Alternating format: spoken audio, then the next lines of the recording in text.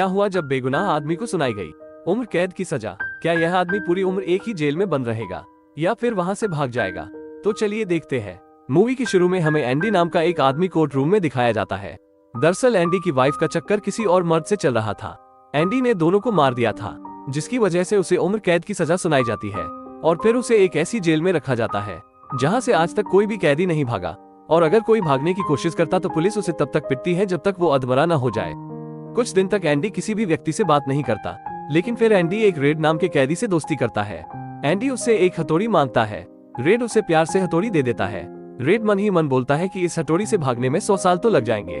फिर हम कुछ समय बाद देखते हैं कि जेल के कुछ कैदी एंडी के साथ बदतमीजी कर रहे हैं और फिर उसे मारने लगते हैं, जिसके बाद एंडी काफी शांत रहने लग जाता है। एक दिन एंडी कैदियों के साथ छत की मरम्मत कर रहे होते हैं और उन्हीं के पास एक ऑफिसर बातें करते हुए बता रहा होता है कि उसके भाई ने उसे $30,000 इनाम दिए, लेकिन उसका कोई फायदा नहीं क्योंकि वो पूरे पैसे सरकार को टैक्स के रूप में चले जाएंगे।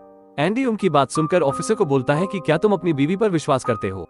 उनके मामले में दखलंदाज करने के कारण ऑफिसर उसे छत के किनारे मारने के लिए ले आता है, लेकिन एंडी उसे बताता है कि वो एक बड़ा बैंकर है और वो उसकी फ्री में मदद कर सकता है, बस उसे उन सभी को बियर पिलानी होगी। एंडी उसके काम को करने के बाद अपने दोस्तों के साथ बियर पिता है। उसके बाद सभी कैदी मूवी देखने लगते हैं, लेकिन एंडी वहां से जाने लगता है। तभी वो कुछ कैदी उसे पकड़कर मूवी दिखाने वाले रूम में ले आते हैं। वो उसके साथ कुछ गलत करने ही वाले होते हैं कि तभी एंडी उनके बॉस पर वार कर देता है, जिसके बाद वो सब एंडी को काफी ज्यादा मारते हैं। लेकिन जब ये बात उस ऑफिसर को पता चलती है जिसका एंडी ने काम किया था, वो ऑफिसर उसे मार मरकर अपंग कर देता है। कुछ दिन बाद उस जेल का वार्डन एंडी की सेल चेकिंग करने आता है। वार्डन एंडी को बोलता है, वैसे तो मैं सेल के अंदर किसी भी पिक्चर को लगाने की परमिशन नहीं देता हूँ, पर तुम्हारे लिए मैं इनको नहीं हटवाता। हैरानी की बात तो ये होती है कि वार्डन के आदमियों को एंडी की हथौड़ी नहीं मिलती जो उसने रेड से ली थी। फिर वार्डन एंडी की एक बुक देकर वहां से चला जाता है। नेक्स्ट दिन वार्डन उसे अपने ऑफिस की लाइब्रेरी में बुलाता है और फिर वहां से एंडी सभी ऑफिसर्स की ITR भरना शुरू कर देता है। धीरे धीरे उसके पास काम अधिक होने के कारण उसे अपने असिस्टेंट के रोल में रेड को रखता है।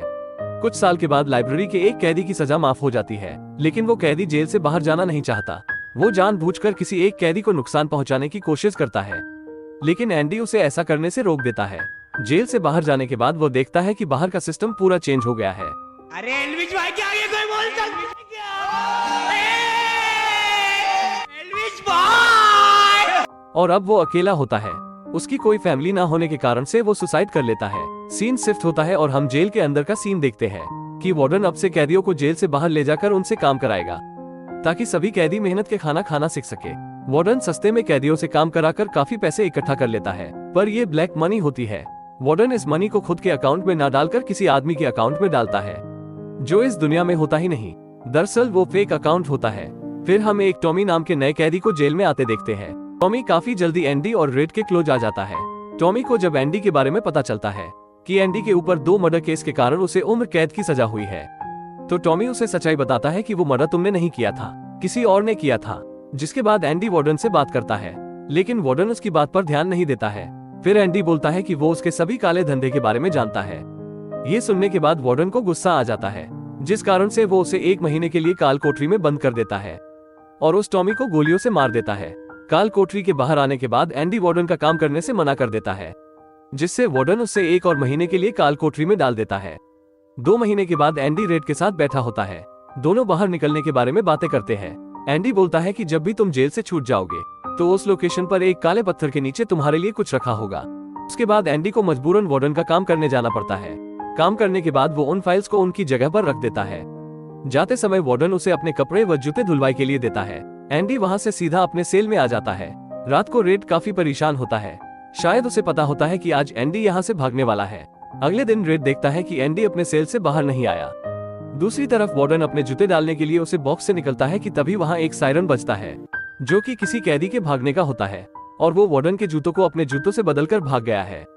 वार्डन एंडी के सेल को चेक करने लगता है और साथ ही वो रेड से कुछ सवाल जवाब करते हुए वो एक पत्थर को एक पोस्टर में मारता है, जहां उसे पता चलता है कि वो एक टनल से भागा है। दरअसल एंडी उस हथौड़ी से दीवार से टनल बना रहा था और टूटी दीवार के अवशेष को वो अपनी पेंट की जेब में डालकर बाद में गार्डन में फैला देता। भागने से पहले एंडी ने वार्डन के काले धंधे के पेपर भी चुरा लिए थे। बाहर निकलने के बाद वो उस काले धन को बैंक से निकलवा लेता है और अब एंडी करोड़पति भी बन चुका होता है। लेकिन बाद में वो वार्डन के काले धंधे की फाइल्स पुलिस के पास पहुंचा देता है, जिसके बाद ये खबर अखबार में छप जाती है। वार्डन अखबार पढ़ने के तुरंत बाद अपनी अलमारी में फाइल्स चेक करता है, जहां उसे फाइल्स न मिलकर एंडी की एक बुक मिलती है, जिसके अंदर उसने अपनी हथौड़ी छिपा कर रखी होती है, क्योंकि अब वार्डन के काले धंधे के बारे में सभी को पता चल गया था। तो वो खुद को गोली मारकर सुसाइड कर लेता है और उसके सुसाइड के कुछ ही महीनों के बाद रेड भी जेल से छूट जाता है। जेल से बाहर आने के बाद वो उसी जगह पर जाता है जहां एंडी ने उसके लिए कुछ रखा होता है, और मूवी के एंड में हम रेड को एंडी के साथ देखते हैं और मूवी का यहीं पर एंड हो जाता है। दोस्तों वीडियो कैसी लगी लाइक व कमेंट करके जरूर बताएं। Thanks for watching.